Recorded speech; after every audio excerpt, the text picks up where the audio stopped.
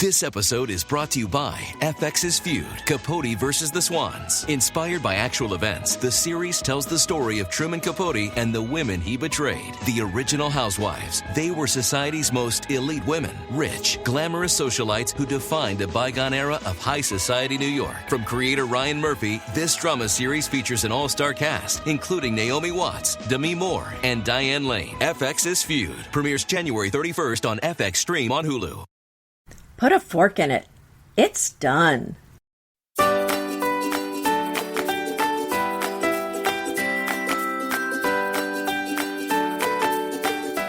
Hi, this is Anita Joyce here with Kelly Wilkness, and this is Decorating Tips and Tricks. Today's episode is Trends We Are So Over. And you know, that's the thing with the trends. What comes up must come down. And we see this all the time. And, you know, it might have been great when it came in, but then it just kind of goes out. And the harder and faster it goes up, the faster it goes down. Isn't that the truth? I shouldn't say the faster, but the harder it goes down. Yeah. Thud. Because once it's ubiquitous, it's done. It just then people get sick of it, and then they don't want it anymore. So this happens all the time, and I'm ready to dive in. Yeah, get your forks out. We're ready to go. But before we get to the trends that we're so over today, I have to share with everyone, because I know Anita might not even bother to mention it, but what an honor and a thrill that my friend and co-host partner has been featured in, wait for it, Architectural Digest. That is the big time, Anita Joyce. Anita was featured and interviewed in an article all about French country design. And not only did she lend great advice and tips and the whole feel of the French country design, but they also use so many of her own photos of her own beautiful home. So I'm so proud of you, Anita, and it's so thrilling. I mean, Architectural Digest, that is the big time, girlfriend. So everybody should check out the article. We'll put a link in the show notes. And I mean, I'm all aflutter, so you just must be thrilled. Well, thanks so much for sharing that, Kelly. I am excited, and it was such an unexpected honor because they're not really known for their traditional design. So I know. So I kind of had to go, wait a minute, is this a prank call? Yeah, exactly. I'm like, really? But they're doing a series on several different design styles. So when I saw it, I'm like, oh, well, this is what a great idea for them to have. And I think they're going to try to put them all together in one place once they do them all, where you can learn more about a lot of different design styles. Oh my gosh. So you'll be in their archives and oh my gosh, that's fantastic. So even more thrilling. So thanks for letting us know about that. And everybody's going to want to check out the article. And again, head to the show notes for a link to it. So what should we kick off with? I kind of have an overall thought that I wanted to toss out there. And that's applicable in 2023 or anytime.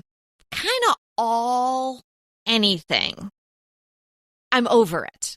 I think that should be a thought that you keep in your mind when you're decorating, you're designing, when you're purchasing items.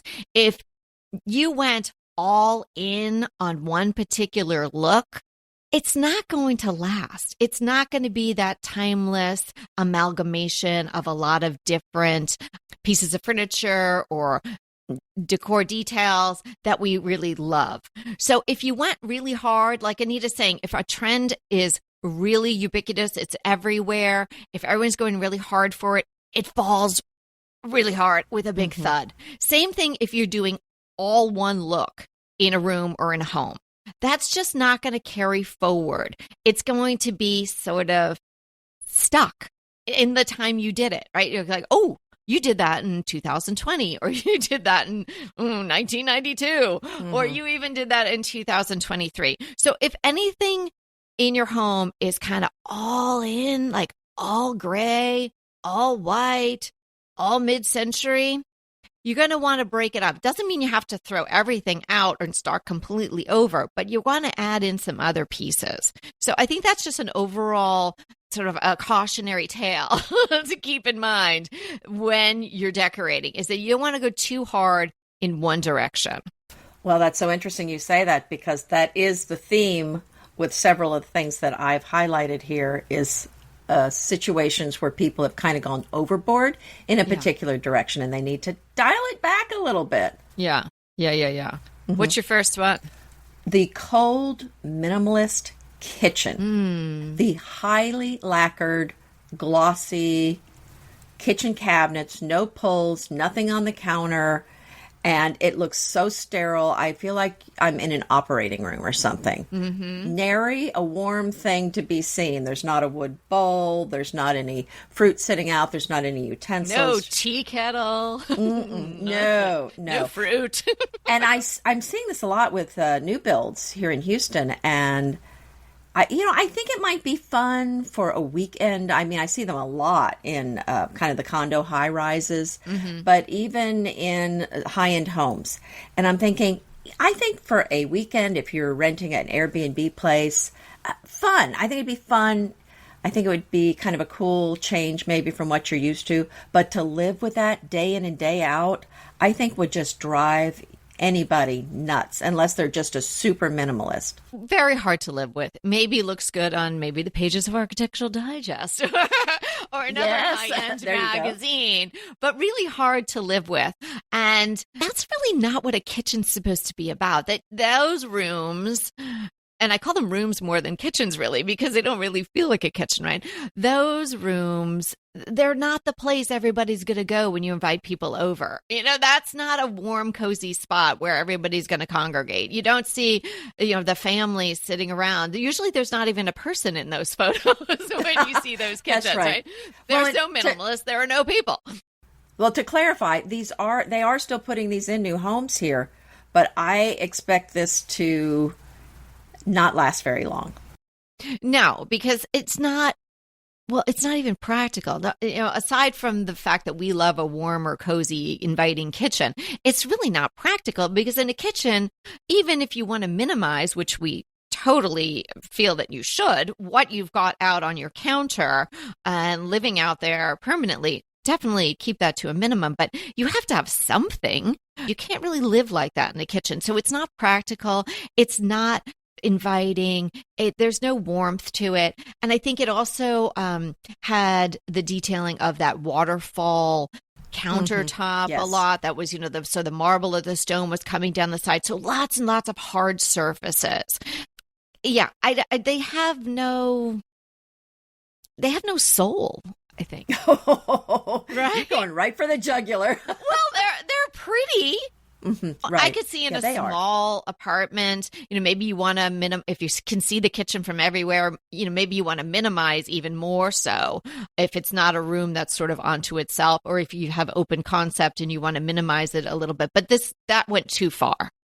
And I think people are going to be trying then to add things in. And it's hard when you've got a high lacquer cabinet that's just a flat face, and then you're drilling holes for hardware, and I don't think you're going to be able to develop the warmth if you've got a foundation like that. So I hope they stop putting things in like that, because I think that people are not going to want to live like that. Yep, true.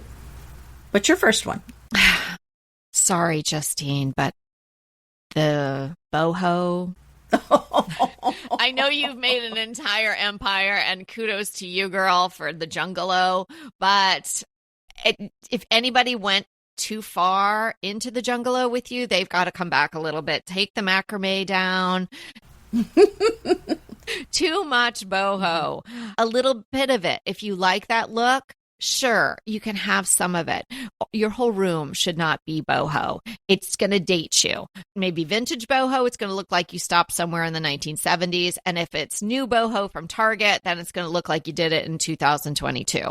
I think you're so right. And I would definitely put this in the category even of that farmhouse style that was kind of the faux farmhouse stuff, everything kind of from Target.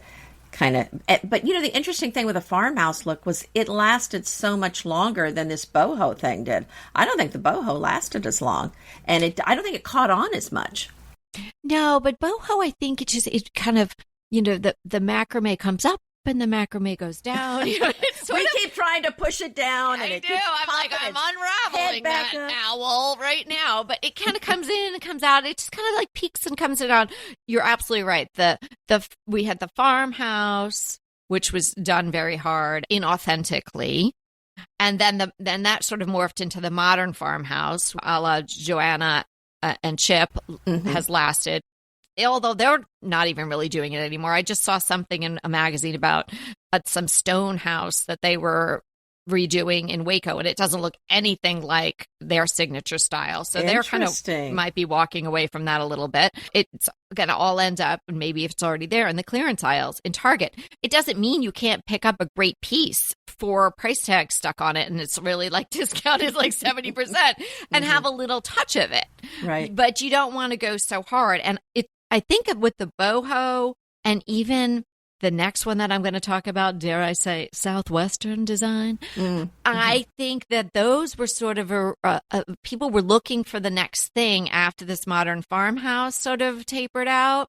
Well, what are we going to do next? And those two, boho and Southwest, sort of came on the scene. But I think you're absolutely right. They're blips, but they're blips that seem to kind of like bloop, bloop, bloop, like they show up, every couple of years they come back again. Mm-hmm. Well, yeah, they've got to come up with something new because they want people to go out there and buy new stuff that 5 years later will be off trend. I think people like to grab onto a big trend. And that modern farmhouse, like everybody was riding that for a long time. Everybody had pieces of the modern farmhouse. And it wasn't so kitschy like the signs and things like that. It was cleaner lines, shaker style, the black and the white. I mean, obviously I have a black and white house, but I don't really consider my home modern farmhouse. But there are definitely touches of it. I think people are kind of looking for the next thing. And I think we would predict, and I don't want to put words in your mouth, certainly. Now that you're featured in Architectural Digest, I'm not going to put any words in your design mouth. Stop it. But I'm not going to let that go. I'm so excited. But the next trend, air quotes, should be this more collected look where you're not going all in on one thing, but it's a little more amorphous. It's a little harder to do than just say, I'm going to snap in all these modern farmhouse pieces, or now I'm going boho, or now I'm in the Southwest and I'm going to snap in all these pieces. Because those items, they tend to sort of be more novelty items. They can be pretty cheap, so it's easy to add them in, but they're not going to have that lasting quality. So rather than looking to the next trend, a big one like modern farmhouse or a smaller blip like the boho or the Southwestern, think about your interior design as trendless, timeless. Yes. Make it this collected look. Add in things that you love. That is so cliche in design, but it really does work.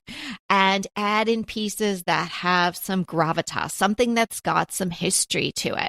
And you're going to decorate beautifully for all time. I couldn't agree with you more. I love that collected look. And that's certainly something that you and I have done, not on purpose, but that's just our style, is we love a lot of things with patina, things with age, the real thing, the vintage version rather than the Target version, for lack of a better word.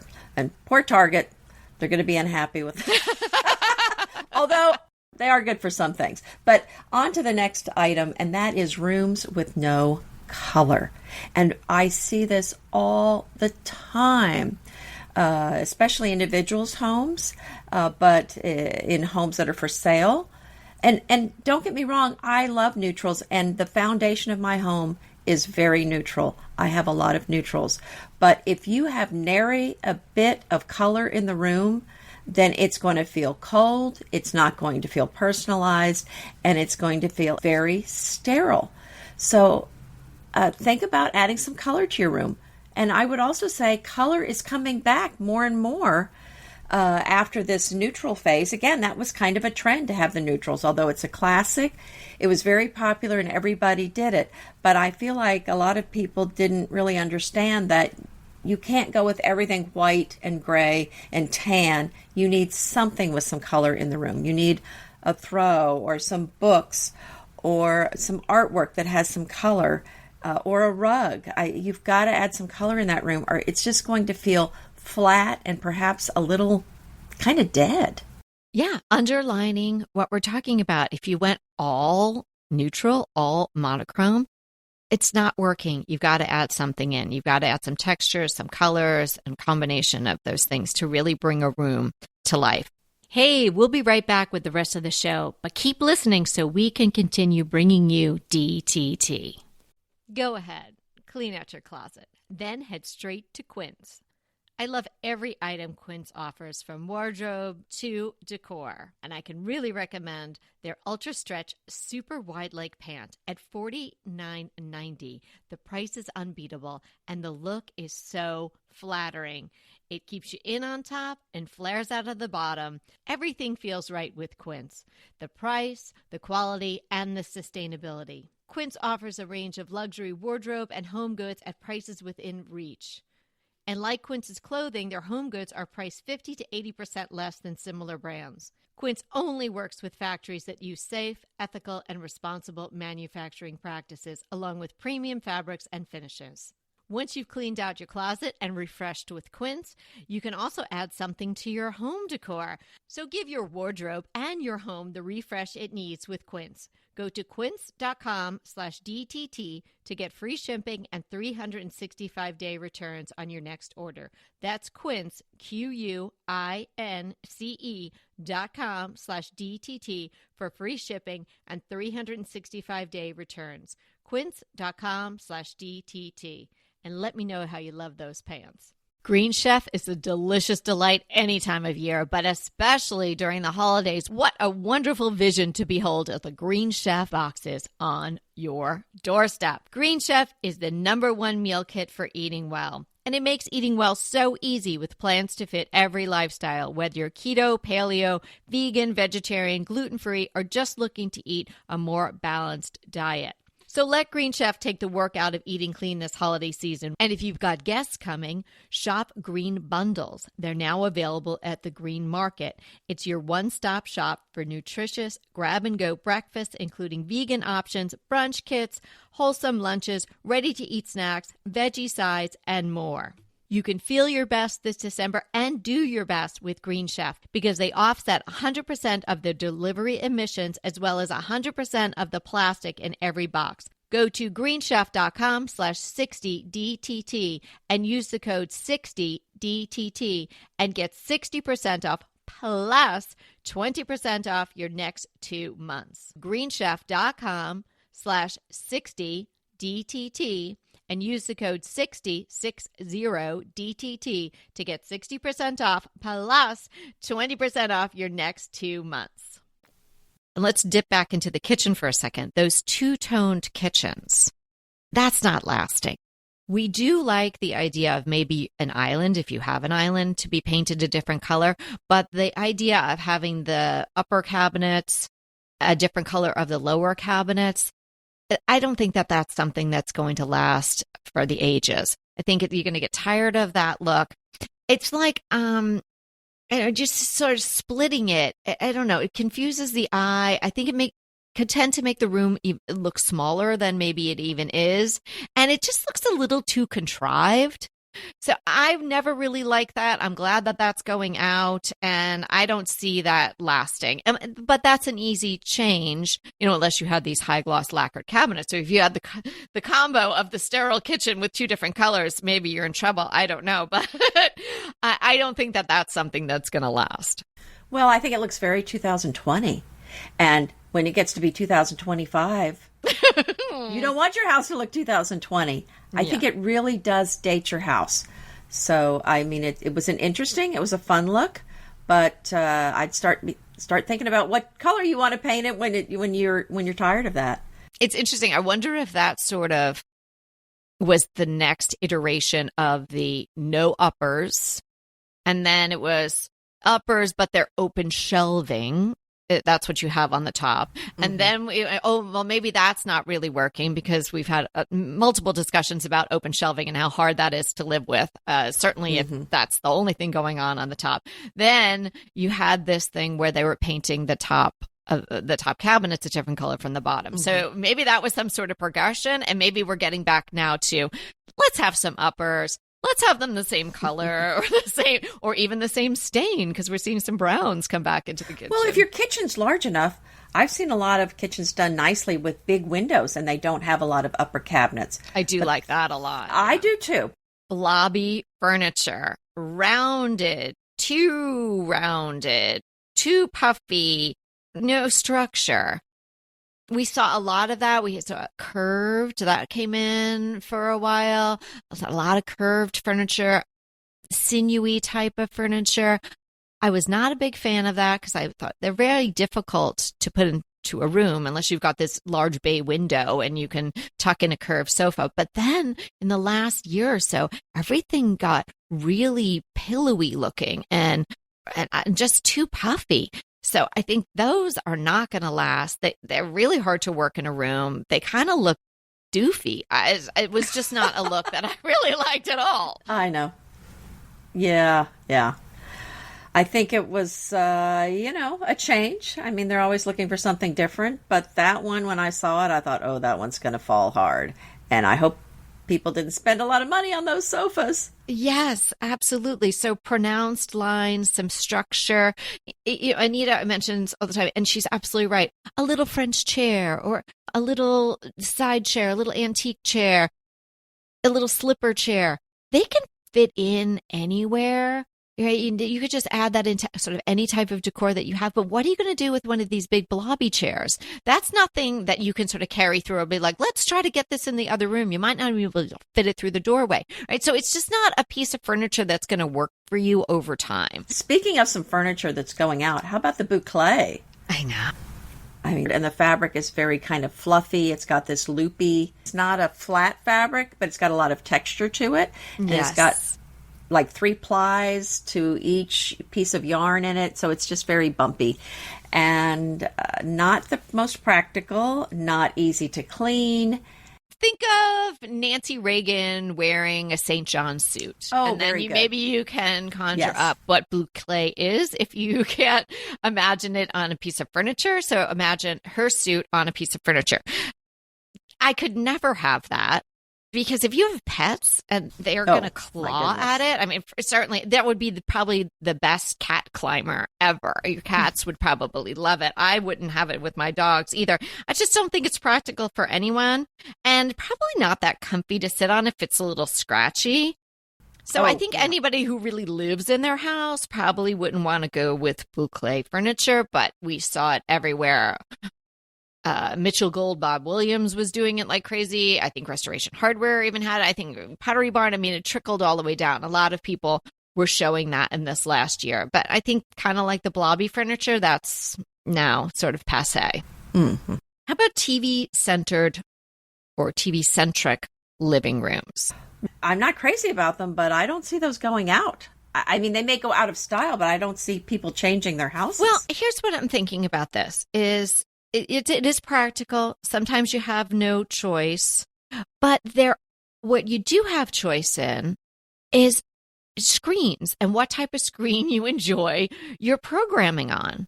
You don't have to have a big giant TV. Now, this might be one of those things where, especially when we do our consults and whatnot. I think you've just made the clip that every wife is going to make their husband listen to. Well, I love watching sports. I love football games and things like that. And yes, it is sort of nice on a big screen TV, but maybe you can put that in a room that isn't your main living room. Depends obviously on the size of your home and how you can switch your rooms around, but alluding to the consults that we do. Now, not even specifically with regard to the TV, but oftentimes we'll say something, not because we're brilliant or anything, Anita, but maybe you are, but that it's just something that hasn't dawned on the person that we're doing the consult with, right? Because that happens to everyone. You're living in your house and it just is the way it is. And you don't think about, oh, well, what if I really change that up a little bit?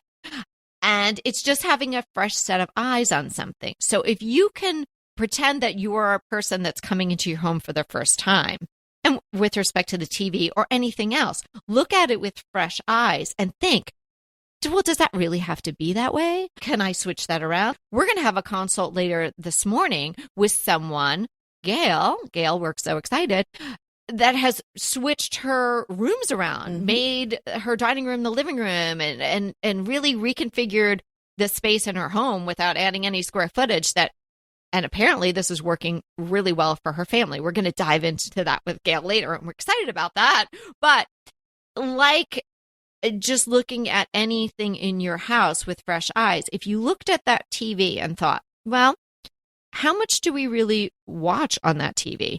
Am I watching a different show than my partner or my kids, and everyone's got an iPad, and maybe we can take a smaller guest room and turn it into a little TV room and have the bigger screen in there if we feel we still need to have a big screen. So I am not saying that TVs are over, that trend is over. No one's going to watch TV anymore. I'm just saying that at this point in time, when there are so many other options, and if you have kids, they're probably watching a lot of things on their phones or on smaller devices. Do you need to have this TV-centric family room / living room? Just think about it. I think that's a great idea. And I suspect at some point we're going to go to just kind of the screens that come down from the ceiling. I actually had that once in an apartment in New York. Did you like it? Well, yes, we did, but the technology hadn't caught up with it. So we bought this fantastic apartment. There was a beautiful fireplace, and it was kind of just like the screen somebody would pull down in a classroom. And then it was the big coffee table thing that had the projection coming out of it. Oh, not like today where you can have the projector connected to your computer or your phone. No, it wasn't like that at all. So it was a bigger production, but it looked great. I think I had a long stick like a teacher would have, and I pulled it down, and then you could watch television. It was gigantic, and it was, we loved it. But the projector, you're saying, was rather large. Yes, solid piece with it inside of it. Just something to think about. And I mentioned the consults. We have had so many consults lately, and been fantastic. And we're getting to know so many Yesterday, of our listeners. Kalisha. Yeah, that was so much fun. Yeah, it was her dining room. Oh, her dining room. And it's beautiful already, but it's going to be gorgeous, I have to say, after some of our ideas.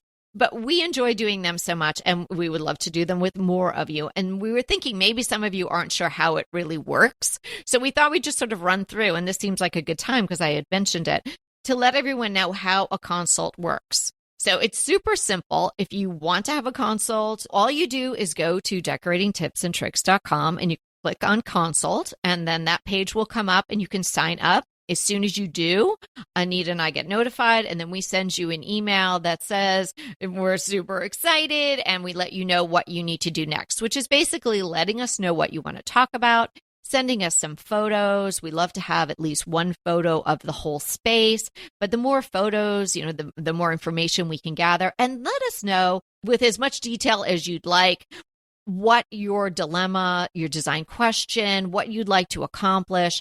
And then we take that all into account together with your photos. We come up with a plan. We come up with always 2 plans, because we really don't powwow on this beforehand. We'll talk a few minutes before the consult, but we like it to be really fresh, and we like each of us to be bringing new ideas.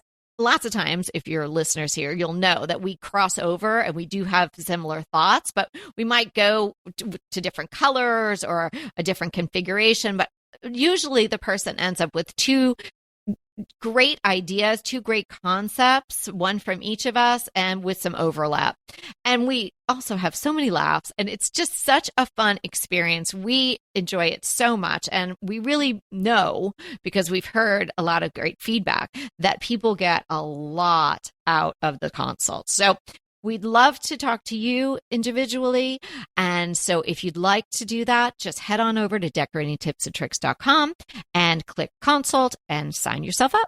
You're right. I mean, Kelly, this is probably the most fun part of our job is helping people. And we just got an email recently where a client sent us photos of the space afterwards. And I just, it was so Alexis, rewarding. Right? Yes. They implemented some of the ideas we suggested, and it made me so happy to see how beautiful the room was and how happy she was of the space, how proud they were of the space. And you know what? That makes it all worthwhile. I do think our superpower is looking at a room and knowing what to do with it. So that, I think, is definitely one of our superpowers. Well, the funny thing is, before I was doing this as a profession, I would walk into a room and I would have all these ideas. Move this, take that out, put this in. But if you said it, it was rude. Yeah. Now people sign up for it. Now people want to hear what I have to say about the room. So it's funny how that changes, and suddenly it's helpful advice where at one point in another scenario it's considered rude. That's so funny. So any more trends that we're so over? Fast furniture. Although I think there's always a place somewhere in your home for a great IKEA piece of furniture. It's cheap, easy to transport, and it just works sometimes, especially for storage pieces. But, you don't want every piece in your house to be built with a little Allen wrench, So you want to have some pieces that were actually... that are just one piece, and they're already put together, and they have some personality and some panache that they add to the room. So I think fast furniture is not going away, but the thought of having a whole room full of that furniture is. It's just what you've been saying, and I think you're so right, Kelly. Too much of a good thing is not good. Yeah, and too much of a meh thing is really, really not good. That is true. That is true. One trend that I have been reading and people are saying it's out is the sliding barn door. Now, I don't think that that's necessarily out because it's such a practical way to close off certain areas in your room. I think the idea of doing it to farmhouse, too modern, too much like it looks like it came from a barn, like maybe it's got that, the paneling running diagonally, so it really looks like a barn door. That is probably going too far down that road. But if you had a need for a door that didn't swing in or out, I think it's a great solution. So I wouldn't throw the sliding doors out. Let's just take the word barn out, right? So maybe the barn looking sliding doors are kind of out. But if you have a one that's sleeker looking, you could have just a flat panel, or you could have an antique door like you do or I do, and then maybe a more simplified track, maybe something that isn't, again, too country looking. Then I think that these are still very applicable for any type of home, especially if you really can't lose that square footage by having the door come in and out. Well, absolutely. I think it's such a practical application for a space where you don't have room for the door to swing out. I'm actually planning to use this in a couple of places in the mountain house that we have because I really don't have room for a door to swing out. So I'm definitely planning to do this. But I think you're spot on. When you go too far with it's hanging doors, it's for a barn, so I'm going to do the doors with the X's on them, so I look like I'm in a barn.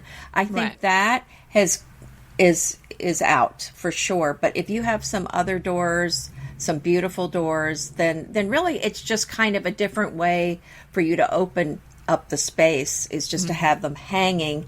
And my doors are actually from a French auction, and they're really tall 8-foot doors. The paint is very old on it, and we actually stripped it down through several layers of paint, and there's some glass panels in the door, and they're really pretty.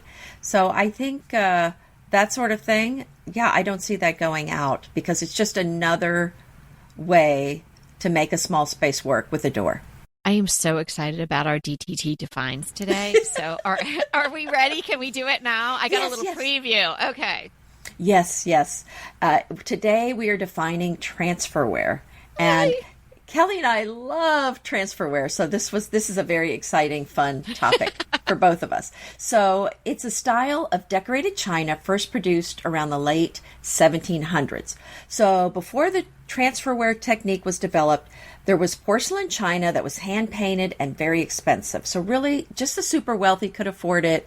But then this new technique became available where beautiful dishes became affordable for the middle class, for the working classes. And the reason they're so affordable is because they're not hand-painted and they're not porcelain. So that made them affordable, but they had a design on them. And they're super popular to this day. I would say the most popular pattern is Blue Willow, and that's been around since 1779. Wow. So it's made with ironstone china, and this was developed by Miles Mason in the 1780s. So ironstone is made of ironstone slag, flint, Cornish stone, and clay. It's heavier and thicker than porcelain, much more durable, and, of course, much cheaper. Now, even though it was beautifully decorated, was really durable and made for everyday use. So they used a hand-engraved copper plate originally, and they would print designs on paper. Then that printed paper was pressed, pigment sign down, onto the item to be decorated. And sometimes you'll see some of these old transferware pieces that the pattern doesn't exactly line up. So you can tell that paper was really put on by hand. And then the paper was floated off in water or burned in the kiln. So most transferware is a one-color pattern onto a white background. Blue is, like I mentioned before, by far the most popular color you're going to see in transferware. But I've seen red, purple, green, black, and pink, and there's probably some other colors that I haven't seen. Now, you can add an additional color by hand painting or by doing a second transfer design with the same technique. And then they come in, animals, landscapes, architecture, and floral. There's so many beautiful patterns and many that are made today, but my very favorite designs are made by a company called Sargemy, which is a French company. I don't think they're in business anymore. So these are French antique transferware plates, and they're my favorite. They're just beautiful. Do you have a particular pattern or brand that you really love? Well, I tend to go for the color. I love the black flow, and so the flow's a little bit different, right, Anita? It was like sort of purposely blurred. And those are the ones that I look for. Unless I took a couple of plates off the wall or turned a few things over, I can't remember off the top of my head any particular brand that I go for, but there are definitely certain patterns that I see over and over again. I actually saw something at the antique store yesterday that was a lavender, but it looked like a flow blue in that it was very blurry. And I think I may be going back because there was no price listed, but I need to go back when I have more time and ask, what is the price on this? Yes. Oh, yeah, definitely do that. Oh, that was so interesting. So I knew a little bit about that, but not as much as you just shared with us. So great to know. And is it Nancy's Daily Dish? Isn't that the woman who sells really only transferware online? She does sell transferware. I'm not sure if she does sell other dishes, but what a beautiful account to follow. She has so many beautiful dishes. She does. And you can pick them up on Etsy or eBay, or, if you're lucky enough, like sometimes I'll spend a little bit more for something that I just fell in love with. And then I'll sort of balance it out because I'll find a transferware something or other at an estate sale for, $6. So keep your eye out for it. I think there is a lot of it, particularly in the blue, and I think it's lasted longer because it's much sturdier than the porcelain. Right. Would you think? Oh yeah. And my favorite are the purple dishes too. Oh, I'm sure But sometimes they're kind of more of a blue purple, and sometimes they're more the plum purple. Right. And so I have a little bit of both. But yeah, I just love them. They're so beautiful. Yeah, I think they're so charming. I love them too. And there's so many ways to use them at home. Obviously, you could put them on the wall, and it doesn't have to just be plates. I have canisters and pitchers and all sorts of things with the transferware patterns on them. So it's a fun thing to get to know the patterns, and then you can really hone your collection if this is something that you really love. BritBox just keeps getting better. The new Archie is amazing. And it's not the comics. It's about Cary Grant. Archie is the brand new limited series starring Jason Isaacs as Archie Leach, the man who became Cary Grant. From the award-winning screenwriter of Philomena, Archie tells Grant's born in Britain, made in Hollywood story, the dramatic grit to glamour transformation that led him to become one of the most famous people in the world. You are going to absolutely love the acting, but also the styling, the outfits, the scenery. It's the first time his story has been told in collaboration with his daughter Jennifer Grant and ex-wife Diane Cannon. The performances from Jason Isaacs and the rest of the cast are amazing. And it's only available on BritBox. So sign up for BritBox today to stream Archie and other fan favorites from any device. And we have a special limited time offer for our U.S. and Canadian listeners. Get 50% off, yes, that's 50% off your first month when you sign up for a monthly plan. But only if you go to BritBox.com and use our promotion code DTT at checkout. You're going to love Archie. So head over right now and get 50% off your first month of BritBox. Use the promotion code DTT at BritBox.com. Pesto pork chops over Parmesan polenta. Not that easy to say, but oh so easy to make with Green Chef.